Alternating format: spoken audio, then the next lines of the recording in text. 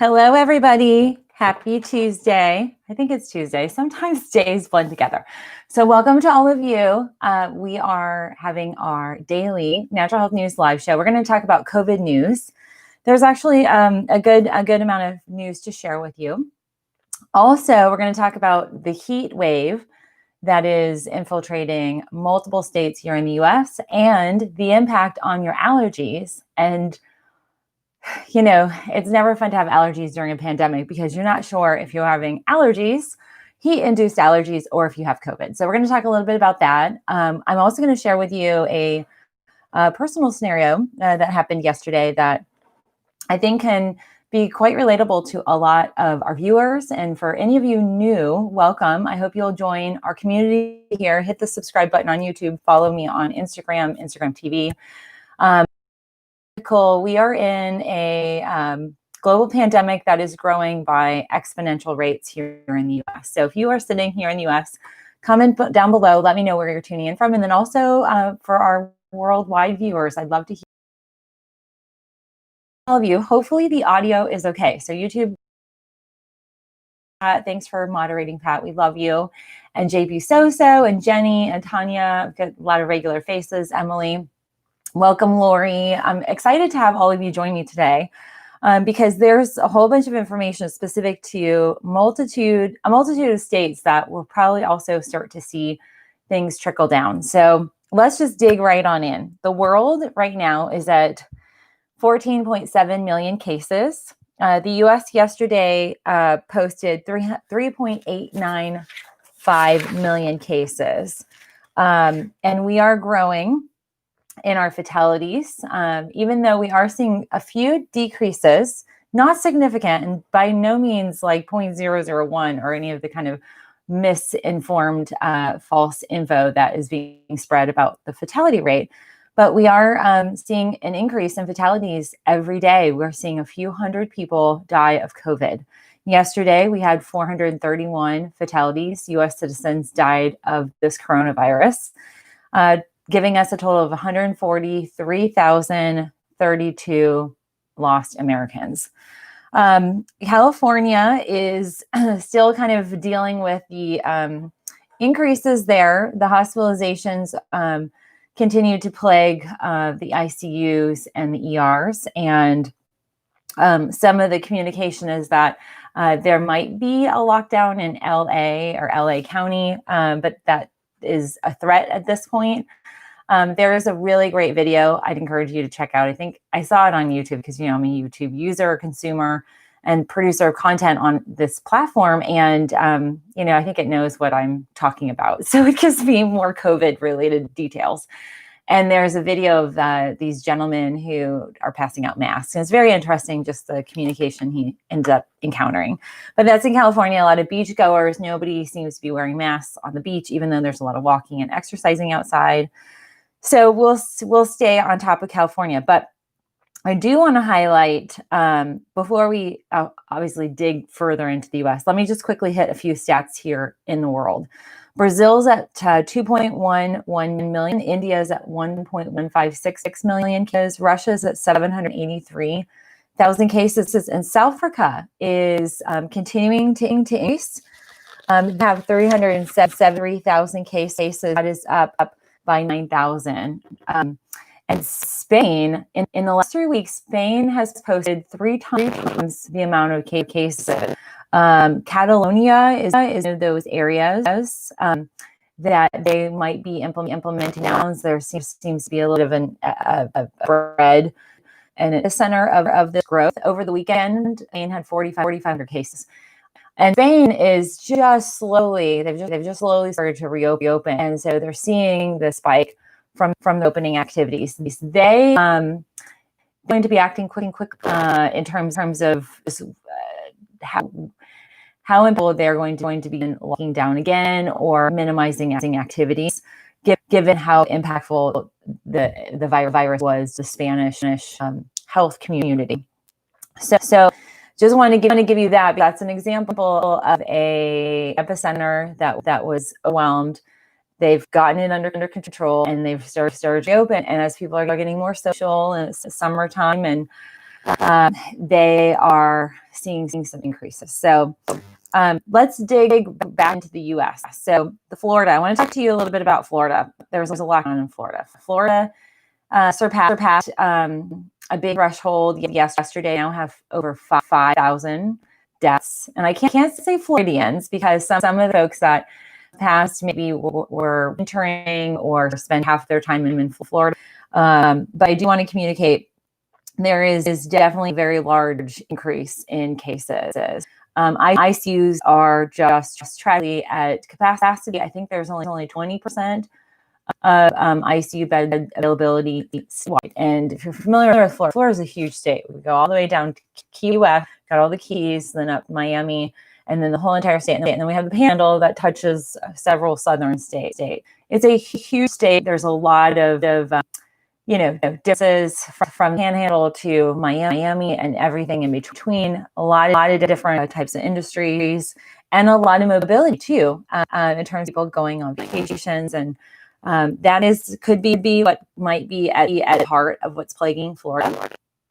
But I do want to communicate there is this facility or community that is a 50 and older plus, primarily 50 older plus community called the Villages. This is just outside of Tampa, outside of Orlando area. And Villages has been, and they've made, on national news, like a few years ago when I was living in Florida, I had a lot of people from Villages come in to see me for lymphatic care. So it was a 65-minute drive for them come to my clinic. But there were instances where they have had some of the worst STD outbreak in the state of Florida. So there's a lot of stuff happens within the Villages. Most recently, there was some political word news, but critically, in the world of COVID, they're having a major epicenter. They have over 1,100 cases as of this weekend in the village alone.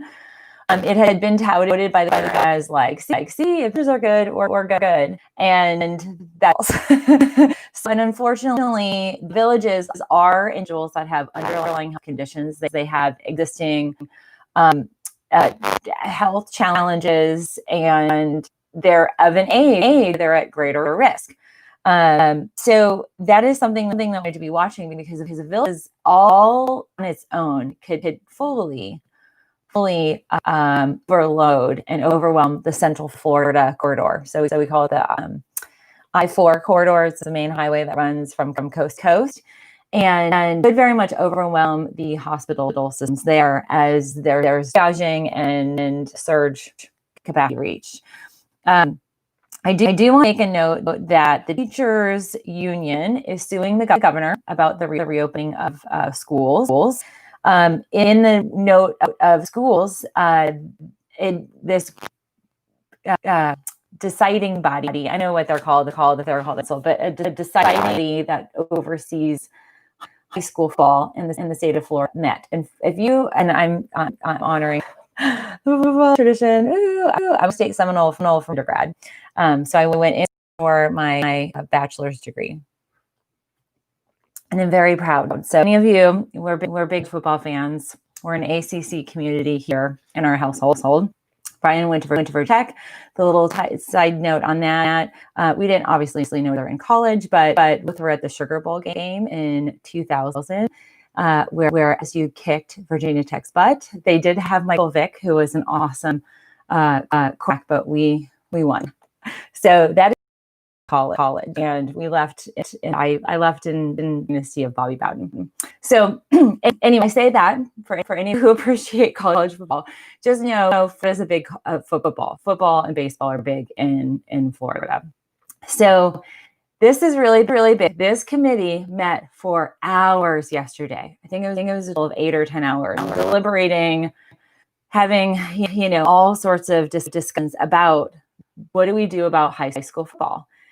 So they decided that they were going to do nothing. They were not going to make any changes. They aren't going to delay football. That on July 27th, high school, 2 days begin. And that is quite disturbing, because as you forward to now, I live in Georgia. we're in SEC territory. So Georgia is actually voted to postpone high school football for a few weeks. So Georgia, and that's really big, in terms of football. The practices just you can't mask when you're. It is hot out, which we're going to talk about today, and the heat index, the temperatures, and the impact on COVID and overwhelmed the body. Football is a big sport, and so I just want to communicate that's going on in Florida.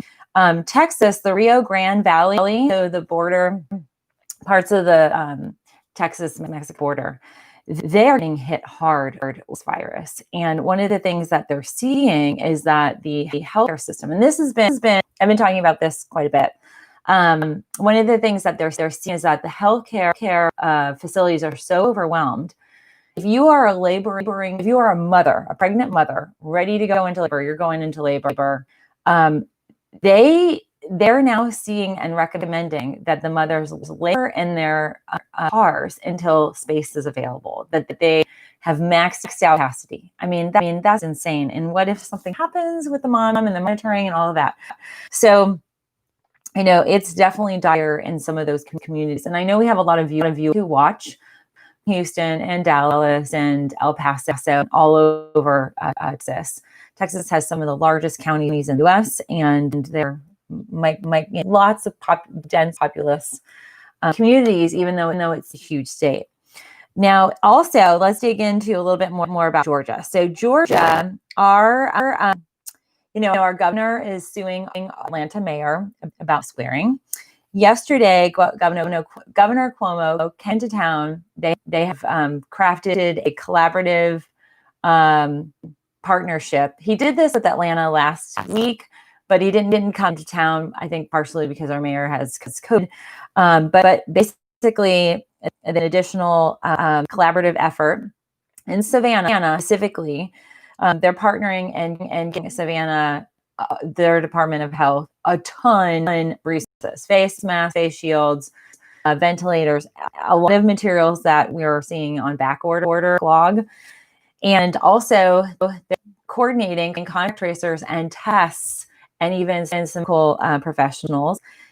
Now Savannah can open up 2 new testing sites, and there's a website, even the Savannah News. They've the location. I believe there are 2 different churches, but what they've identified is hotspots are, which they are quite substantially. We're seeing higher cases of Black Savannah residents has COVID. So they are positioning these testing sites in those communities where they're seeing the greatest epicenter. That's the magic of data working well for us. And so that is what is happening in Savannah.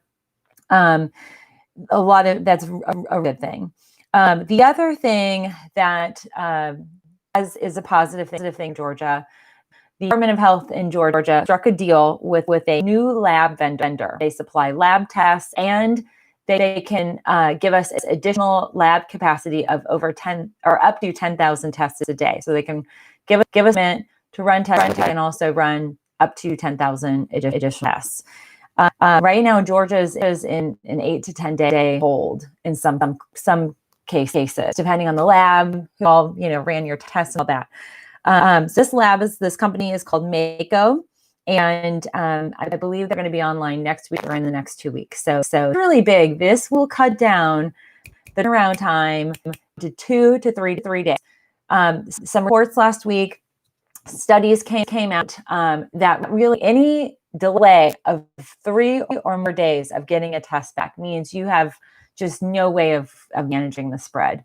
So this change, plus the fact that Governor Cuomo equipped Atlanta and Savannah, 2 big epicenters, with COVID contact tracers, we should hopefully be able to get on this and hopefully employ more folks to be staying at home and just continuing to increase that webbing of who all is involved in exposure.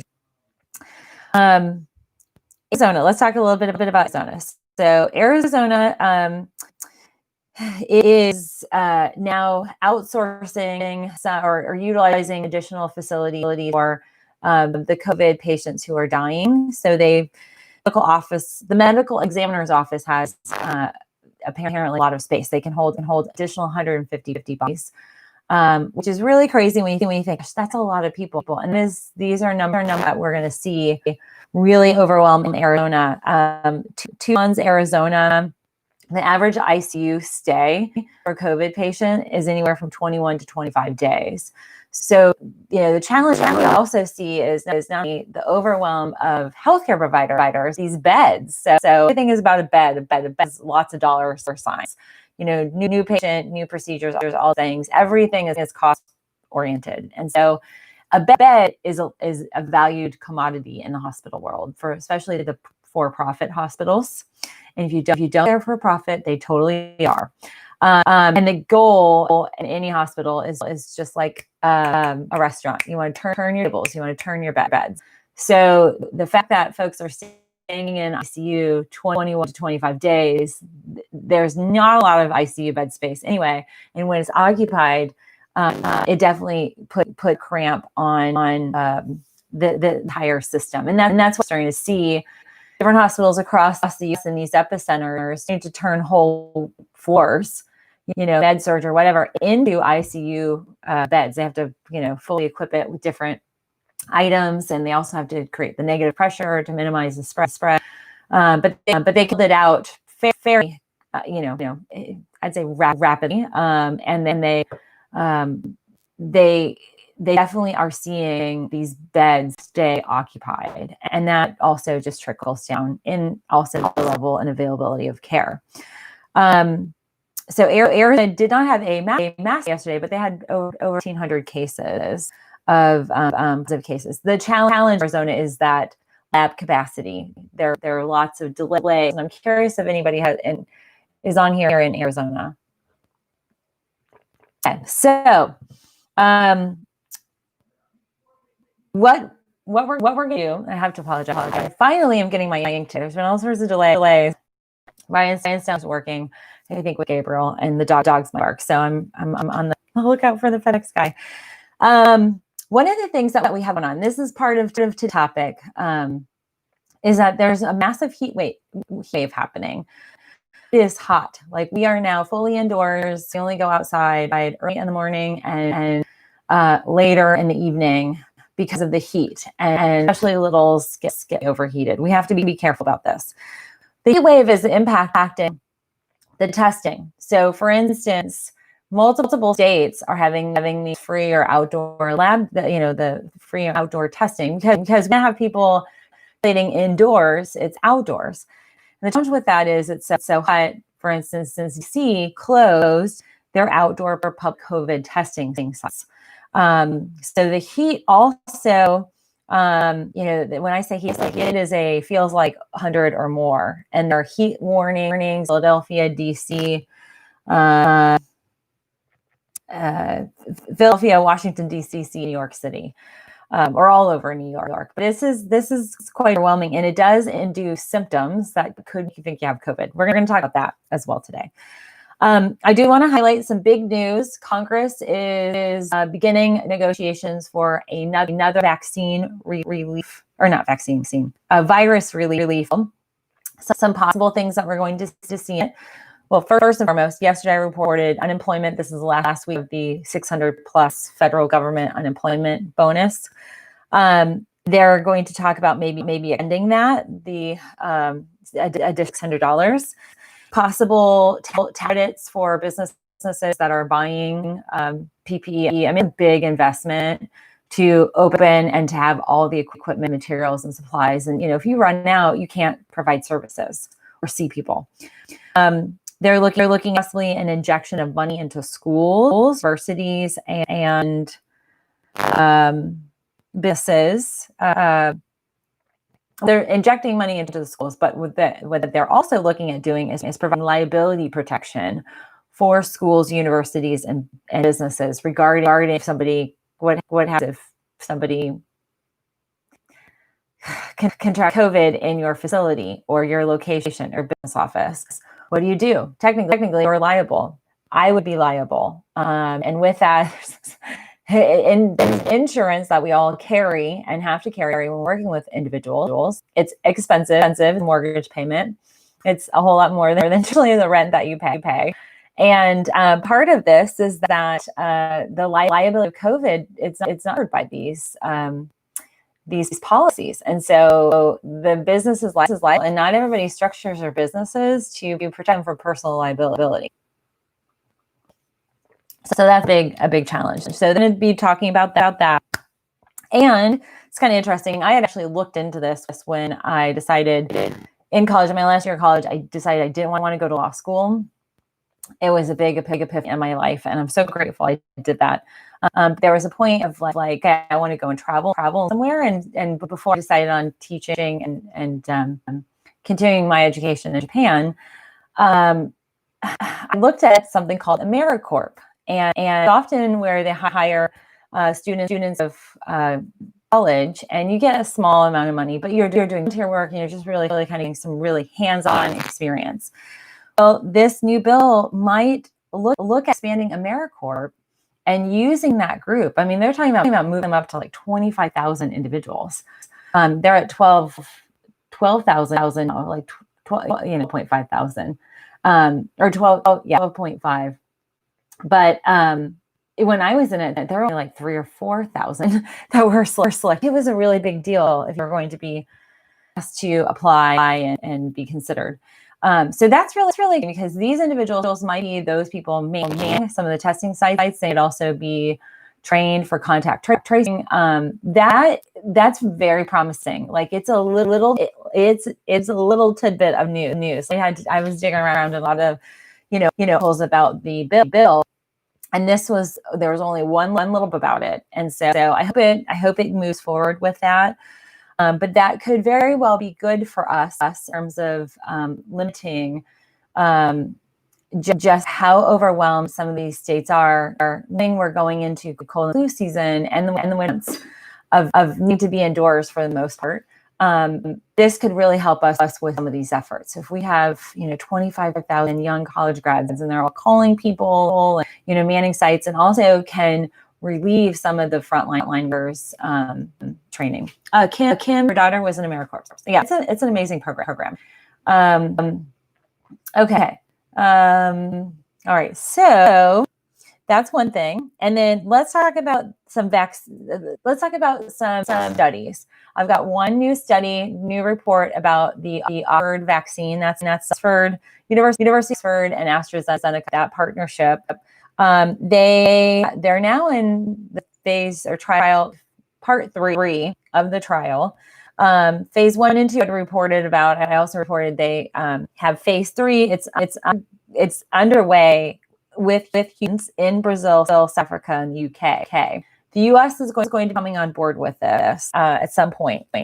But what they found is a very strong immune response that is being triggered by the individuals who are getting the vaccine. It is now we're showcasing antibodies that are lasting up to 56 days. Now, just know that this is like this, first injection happened 56 days ago. So they're and that's not in the human world. So they're just basing this on when it started. The more time we get, the more time that we can start to analyze how long do the antibodies last. We do know at the 2 to 3 month mark, we see a significant, even undetectable degree of antibodies. If we start to see them getting an 80, 90, 120 day, okay, and we're still seeing antibodies, we are going to start to possibly see surpassing our own capacity to build bodies. The other thing that is very rare and unique about this particular drug or vaccine is that it helps the body create more T cells. Those are certain cells in our immune response. We have whole cavalry, if you will, a whole army of different immune fighters. And so there's different. They're the ninja, the secret, collapse, and then you have like your infantry, and you have your ground fighters, and all of these different immune cells. Well, the T cells are really critical for our capacity to get rid of this virus. They're absolutely essential. And we see the virus completely disable T cells. And it disables and also triggers some body response to further decrease T cells. We are seeing the bodies develop T cells within 14 days. That's big. And basically, what they've identified is that this is a really powerful tool. And what I'm also seeing in some of the variances of the vaccines, the starter vaccine varies. This particular vaccine, the way it started, it was already a trial, already established vaccine within the coronavirus family. And so there's possibility that this vaccine itself, the way it's taken in and utilized by the body and how it triggers certain mechanisms, this might be really powerful. The challenge here for any of us in the US is that we are going to be last on the list, I think, or at least not first. And so they've already worked out, the University of Oxford and AstraZeneca, that the British government will be first and foremost. And so they're going to have all the citizens have accessibility to that. So that'll be a kind of interesting. There's certainly a vaccine, but there's all different vaccines as we're seeing them start to play out in phase 3. I do want to notate that here in the US, they are asking, so the National Institutes of Health, that is who handles infectious disease control. So Dr. Fauci, regardless of what you think about him, he's under that NIH umbrella. And the NIH is, they've rolled out, launched a COVID-19 prevention trials task force. And they are actively signing individuals up to be to be a part of the trial. So they've right now 107 volunteers who have registered for the vaccine clinical trial. There are total 4 drug companies that need 30,000 each trial. So it's 30, 60, 90, 120. So you need at minimum 120,000 Americans to sign up. We're at 107 right now, and the UK. Or the University of Oxford AstraZeneca is one of those 4 trials. So what they are doing, and the plan is, we just don't need 120,000 people to sign up. We need a whole lot more to sign up because they're going to prioritize the demographics most hit. So any of you who fall into demographics hardest hit are people of color and feel like you want to be a part of the trial, you can sign up online. And they're urging, and they want to focus on minorities, elderly, individuals with pre-existing conditions. So a lot of you fall in that category. And because of that, and potentially your inclination to be a part of this, you can register today. I will get the specific website. I saw it in the background after a play day on Sunday. I heard it on one of the morning shows. It's a weird kind of URL, but I'll post a link down below so you can check out, learn a little bit more. But it's very promising for the movement. The faster we get through these, the sooner we get people registered and signed up, the sooner they can move in states and starting and create the trial. So that is something that we collectively we need to be these trials on board, so we move forward with this. I do want to highlight another clinical study, not of vaccines, but as a focus on a therapeutic. And I think a few of you had email messaged on the chat about this last week, and I hadn't heard any details, and I've been kind of sniffing around and found more details about a trial with British pharmaceutical. I think the name is Allergy. But it is an inhaled medication. So it's an inhaled nebulized substance. It's an antiviral that creates a particular protein called interferon beta.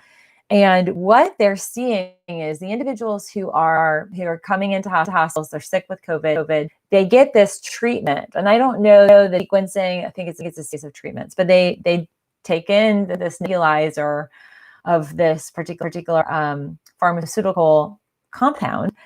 And it's reducing their risk and the severity by 79%. And what they found is this particular protein, this interferon beta, it restores the lungs' immune response.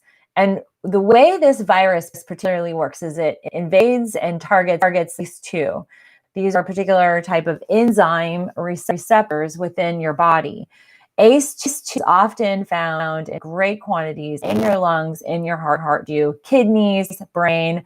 So all those multi-systems that we see greatly impacted COVID, they also partner up with more ACE2. Well, the lungs, it actually has the ability when it's inhaled through nebulizer, it restores the lung response, it enhances lung protection, and it accelerates the recovery, and it's reduced the need for supplemental oxygen and respiration and ventilator for folks taking this. This is really problem. The initial therapeutic trial was only on 101 patients. So that's, again, very early phase, super small sample size. We need a whole lot more. But they kicked this off on the 20th of March through May 27th. And I want to take this opportunity to make a note, because as hearing the COVID deniers, anti-maskers, there's everybody who is somehow opposing this virus with opinions and not facts and science. Those in opposition are using a lot of false information, data, and it's manipulated information about the death percentage. The reality is we are seeing a reduction in the fatalities, but it is namely, okay, it's not because the virus is going away. It's not because, some countries are doing better than us, and we all kind of know not doing great. It is not for any other reason than science and medicine is utilizing the scientific method for research and trials of certain medications and therapeutics that are proving to be beneficial. This is medicine at its greatest. And this data that this is produced, we are seeing benefits. This was happening back in March, April, and May, where we were seeing the outbreak. It was happening in Italy, it was happening in Spain, UK, and the US, particularly up in New York and Seattle. So we also need to factor in that change in terms of we are managing or attempting to manage this in a way where therapeutically we can give people resources and medicine that can help them heal and recover faster. Not of it. Does it have preventative capacity for the longer term? We will have to see. But I'm going to put that out there because this is it working to its finest. This is it. Medicine, science working to benefit us. And the COVID denial just wants to cut at the knees, and that is like cutting off your nose to spite your face, in spite of your face. So just want to highlight that because I am getting very, very annoyed when I'm seeing this, and it's just things have really devolved to just nastiness and just totally.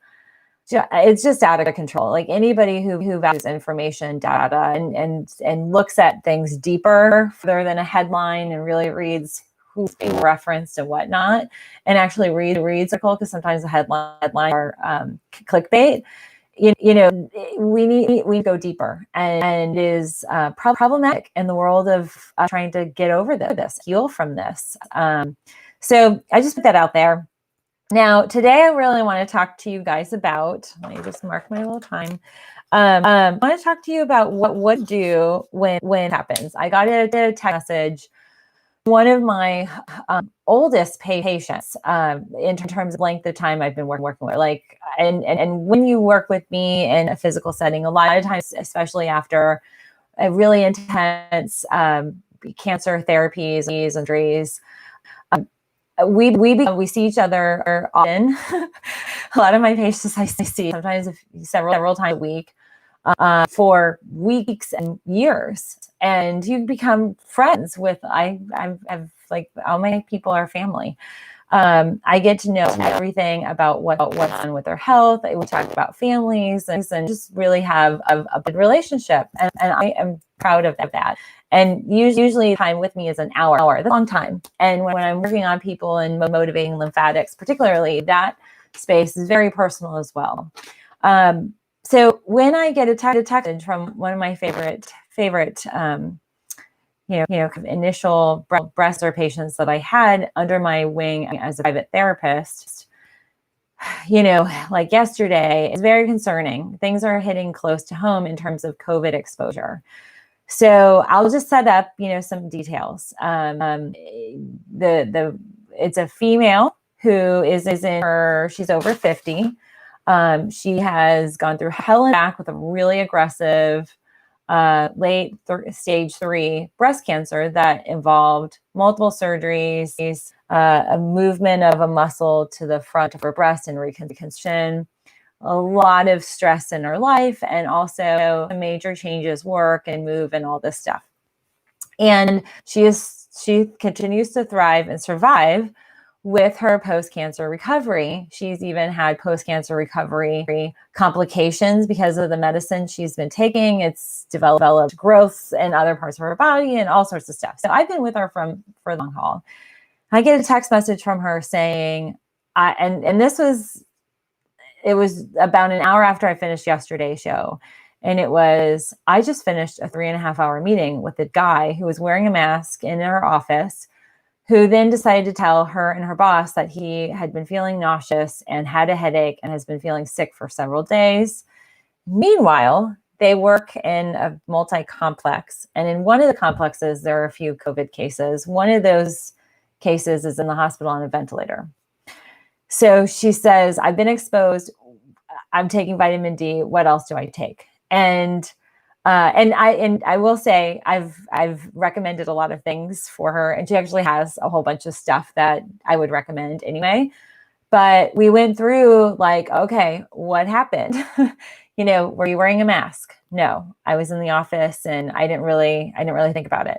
Okay, so she wasn't wearing a mask. He was wearing a mask, but he had been sick for several days. Previous week, he was in the work office. They've got some big project they're working on. And so she has to be in the office in person. And he said he was sick last week and he has to come to work because they're not paying for sick leave. And, all of these scenarios, this is reality. And she says, I wasn't wearing a mask and I was a little run down from the weekend. And what do I do? So if something like this happens to you, I've got a lot of really potent content here. But I really want to encourage some communication. And I really think it's something, if you're an employee, you, your husband, your family members, parents, siblings, children, or teens, whomever. In the employment world, it became really evident in my communication with her. Like the first thing she said, he wanted, the safety director said, go home quarantine 48 hours.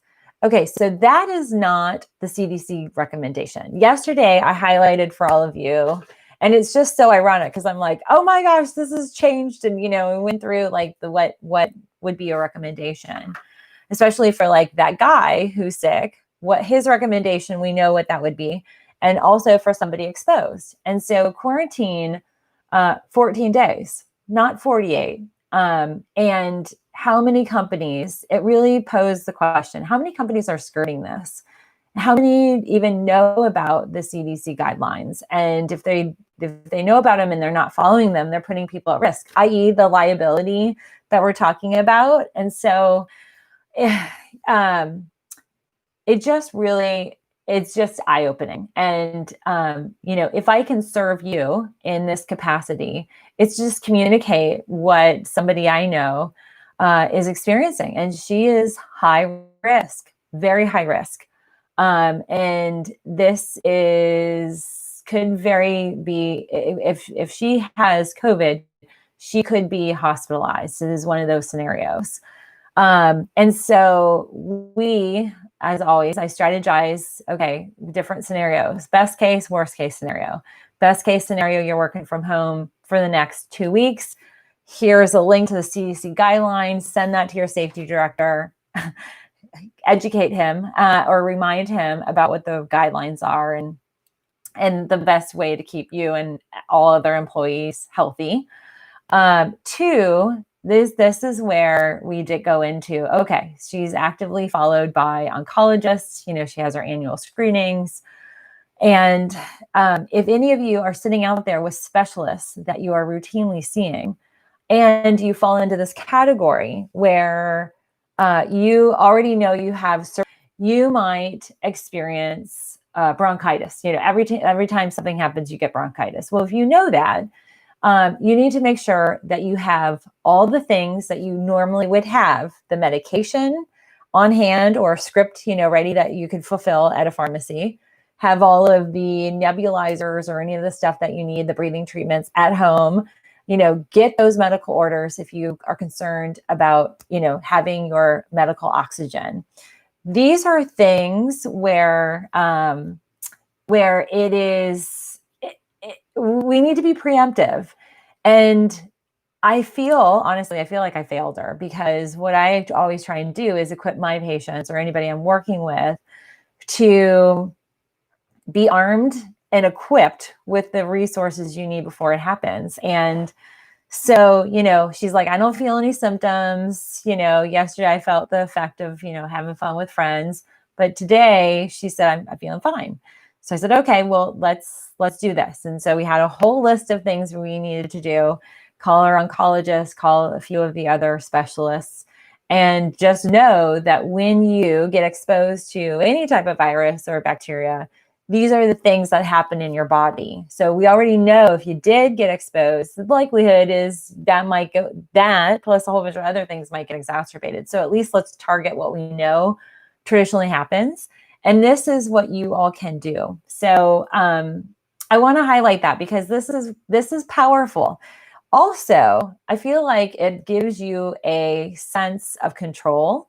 It puts you in the driver's seat. At least you know how your body reacts to certain stimulus or exposure to virus or bacteria. How you traditionally get sick, expect that would be what happens. And so if you have, for instance, scarring or swelling or lung related disease or damage from radiation. The reality is that women, when they have breast cancer and they get radiated, they're just not radiating the breast, they're radiating the whole entire space. And so underneath where the breast is, you've got your rib cage, you have your bronchial and your lung tissue, and there's radiation impact to that.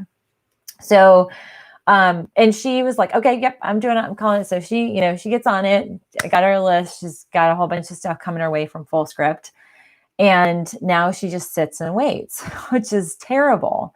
And, the other thing too, the guidance is going to vary based on the different doctors. So, her normal go-to is her oncologist. Like, that's kind of how it often happens, is they're your go-to for a lot of different things. I might not be under the oncology umbrella, but you're always in communication with them. And so, whether she chooses to go get tested, that remains to be seen. It wasn't a directive by her company, which is a whole nother aspect at play in terms of, are they following the right guidelines? What's their liability in this? But I think we really have to rethink, and I'm hoping today's show really kind of digs into that. I'm hoping we rethink of how much of a driver you are going to be in your healthcare, not just with COVID, but anytime, but COVID particularly, especially we're in this middle zone of, we don't have enough tests. We're not getting them back fast enough. In that meantime of waiting, people might be developing symptoms, and you might also live in a community where you have an epicenter and your ICUs are full, your ERs are full. What do you do? And so that's why I think it's very impactful to have a lot of the preventative elements at bay. I actually have links down below. There's some different companies that I work with and order from that, you can get nebulizers very easily. You can get all of the equipment for your oxygen tanks. And so if you are traditionally prone to certain illnesses or disease, not illnesses or diseases, but if you are prone to traditional symptoms or side effects or know that you react a certain way because of your illness or disease, a pre-existing condition, then get armed and have the supplies and items you need on hand. Because when you are sick, you also shouldn't be going out and about. So do that, get that stuff lined up now. And if you have been exposed, do contact your specialists. This is another thing that you have to do, not just to say, hey, I think I've got COVID, but talk to them. I mean, they might be tuned into a certain trial of a medication or seeing therapeutically there are these resources that might be something for you to invest in or to get lined up or to get ordered or whatever. And I think that is really critical. We are doing that with Brian. He has a particular doctor at Emory that's like the go-to. And so she's who we call and talk about, questions related to COVID, his exposure. She's the one who's written him the note. Now it's just indefinitely working from home. It's too high risk when the company isn't mandating masks and all these other things that should be a given. But I do want to note for today, with the heat wave, the heat can actually exacerbate allergies. I'm experiencing that, and it is hot. So we are staying inside, and I feel a whole lot better today than I did over the weekend from being outside. And on a total side note, we actually might be going outside late tonight. I don't know if you guys are into astronomy or anything like that, but this is a really big time right now where you can see by the visible, the naked eye, certain planets. So Saturn and Jupiter are in view right now. Brian he just got a new telescope over Christmas, and so we're going to set that bad boy up. He tried last night; it was too bright in the city, but we are going to view that, and it's something like every 34 years is when you see. I want to say Jupiter, but like the fact that they're all lined up, and there's a comet. So this comet it's also visible depending on where you're at, but this comet is highly visible, and this comes around like every 6,000 or 7,000 years. I mean, it's a big deal. So just Google it. It's really cool, and your area might actually tell you where to go and to view it. But okay, so with the heat, some things occur that heat can trigger allergies. It can trigger asthma. The stifling nature of the humidity is such where you don't, like I said yesterday, you don't always know that you're perspiring or you're of water leaving your body. And so the high temperatures can actually cause an inability to regulate your body temperature. That might also factor into if you were running a mild fever, how would you know if it's a fever, if it's just the heat? So there's some gray areas happening right now. And I want to highlight some things that can be an option. I really love to use homeopathy for allergies. And Highlands is one of my favorite brands. And this is just an allergy relief. It's the little white dissolvable tab. And you literally I'm going to take mine. Just stick it under your tongue and you let it dissolve. I actually do 2. And this is very potent at alleviating, the itchy eyes, the irritation of the, respiratory passageways. It's great for mold, animal dander, pollen, ragweed, and grasses, hay fever. So we've got a double whammy. We've got this construction thing upstairs, which I definitely notice getting ready in the morning. I'm a little bit more sinusy. And then also we just got new grass. And so we've got all these allergens that we're really dealing with. And it's kind of unnerving when, is your symptom maybe allergies? And for instance, I was telling my patient who texted me, we had a long call yesterday, and I said, let's just hope he has food allergy, either food allergies or food poisoning. It's terrible to say, I really hope you just have salmonella or E. coli exposure. I mean, that's terrible. But in the grand scheme of things, that's contained and that's manageable. With COVID, it's aerosolized. And, she was like, we were not within 6 feet. It was really close to my head. And, so they were working on this project and it was in a conference room. But that is something that is an aspect I wanted to highlight because you might be thinking, oh my gosh, my throat is sore, which I love this. So I actually need to take the plastic off of this. But Umcka, many of you have heard me recommend. I love Umcka. Umcka by Nature's Way. I've been selling them since I opened up in 2017. This particular product, it's in their cold care line, but it's an awesome sore throat reliever. It's an actual spray. It's cherry menthol flavor. It's pretty intense, but it has a homeopathic that shortens the duration of sore throat. Now that can qualify with hay fever and allergies. Sometimes we get the postnasal drainage sore throat. And so you can get that kind of irritation. I love this. And literally this is the other thing too. Like I grew up with always having strep throat. So I feel like I'm a connoisseur of the sore throat sprays. This has an awesome spraying. Like it is direct. It'll if you want to coat your tonsil, one spray, you aim it, it is like fully addressed. If you want to really get targeted, it sprays in the back of the tongue. You know, sometimes like Trimedic, I remember I would get it on my tongue and then I would be like, oh my God, I can't feel my tongue because the spray didn't go to the back of my throat. It went to my tongue. I always hated that. So I'm very, very strict about how well of a throat spray, how well they work. But this is very potent. And I like it. I mean, I have a lot of it because I rarely get a sore throat, but it's something I have on hand. I also have it on hand in the event that we need to use it a little bit with Gabriel. But very, very important to have all your kind of resources this summer with the heat to address any of your allergies. Same thing with the eye drops. If you get the eye irritation, there's some really good homeopathics that benefit your eyes, and you just do the little dropper and it's homeopathic. It relieves the redness, the irritation. It's got arnica, a whole bunch of other powerful eye inflammatory reducing properties. And that also is something that I want to highlight too. For any of you who are newer joining me on my lives or maybe missed the one show I want to say it was April, where we talked about the eyes, the studies on the eyes that were coming out. And there was like conjunctivitis, pink eye, folks that had so much eye irritation and like kind of gunkiness that their eyes were closed shut. They couldn't open them when they woke up in the morning. And just the really, really pink irritation.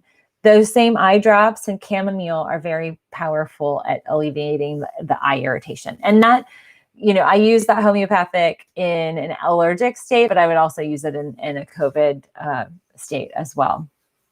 So very, very beneficial. But definitely it's one of those things like with the heat, do know that if you are an asthmatic, you go outside to get your mail, you could start to have some breathing problems. And when you start looking at like, okay, I've got sore throat, the allergy, the irritation, I'm sneezing, allergies. I walk outside, I'm like breathless. I've lost my breath. I'm short of breath. I'm having trouble breathing. Is that COVID or is that allergies? Just know the heat is going to exacerbate that. So when you can, stay indoors as much as you can in a social distanced fashion in your own house. But also try to be aware of when you're outside, your activities, earlier in the morning, later in the day, to limit just the intensity of the heat. Same thing with our animals. This is a really hard time for your animals, your pets, cars, hot cars. If it's 98 outside, your car could be in the 130s, 140s, 150s, even higher. And, 5 minutes of that exposure is intense for an animal. Okay. So Joanne says, last night on TV, they showed a small choir singing together, adults, and they were distancing while they sing. I think most of them contracted the virus. Yeah, there's actually a lot of people who are they're going to church services, funerals, that are in close and there's singing happening. It's a big spread.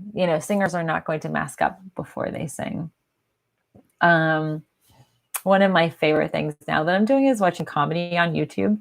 There's some funny comedians. And one of them it was an interview with one of them. And he said, it's really risky right now to do comedy because people are laughing. And like, I don't want to get sick because they're laughing at my jokes and laughing all their virus on me. And, it goes beyond that. So we're seeing, bands not playing, and the comedy shows delayed or canceled, going everything online.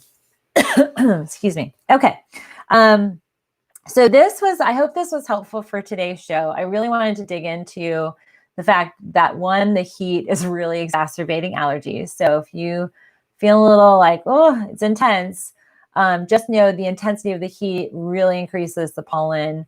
Then also our pets will produce more dander because of the heat, kind of the way it affects their skin. So make sure if you deal with pet allergies, give your pets a bath, just to kind of help ease that, ease the dander burden. Do it outside. We have a little station where we bathe the pups. And one's always getting into dirt, or deer poo is like my white dog, that one right there, the picture. It's her favorite perfume, and she likes to wear it first thing in the morning. Fun times. So she did that the other day. Brian had to give her a bath in the morning. Our dogs, always fun.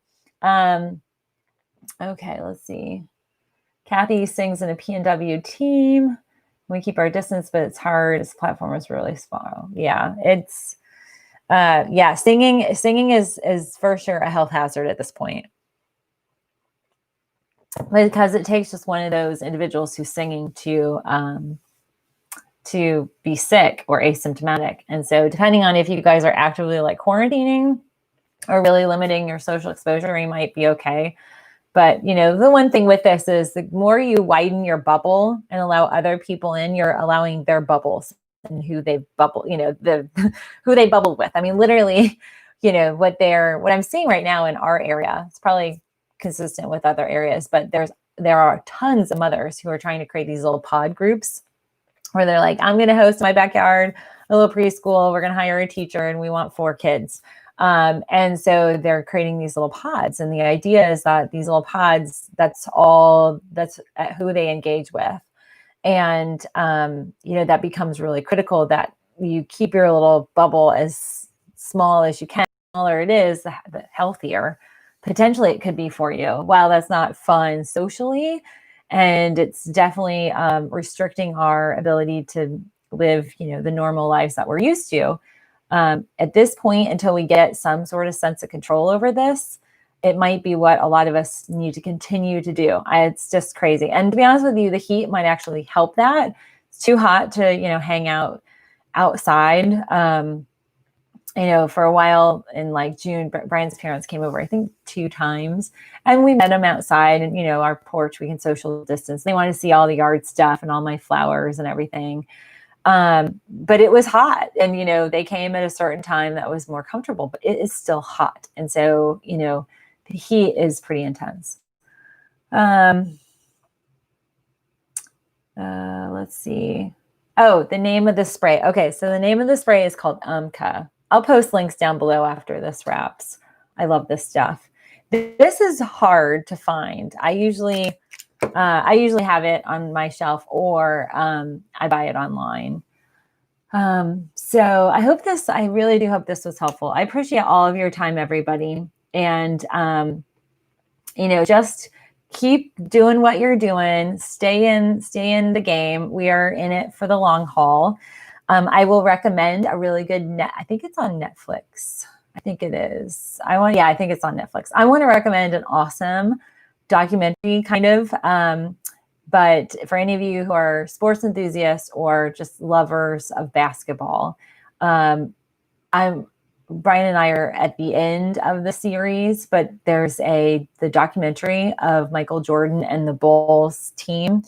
It's really fascinating. It's very, very fascinating. And it is multiple, I think it's like 9 or 10 episodes, but it's a really good show, and it chronicles almost his whole entire career, but also that last year. Then it was called The Last Dance is the name of that season. And that's what the documentary is called, The Last Dance. And it's awesome. And, I'm not a basketball fan, but in the 90s, that's what you did. You just watched the Bulls. So it's kind of funny. I really feel like, wow, I remember watching that game, at home with my dad or my family. So really, really great. And if you're a Chicago Bull fan, you'll love it. and a Pistons fan or a Knicks or Knickers fan. So anyway, friends, thanks for tuning in. Instagram, I'll see you tomorrow. And YouTube, thank you all. Pat, thank you again for being our moderator, and I appreciate all of your time. All right, have a great day. I'll see you guys tomorrow. Bye.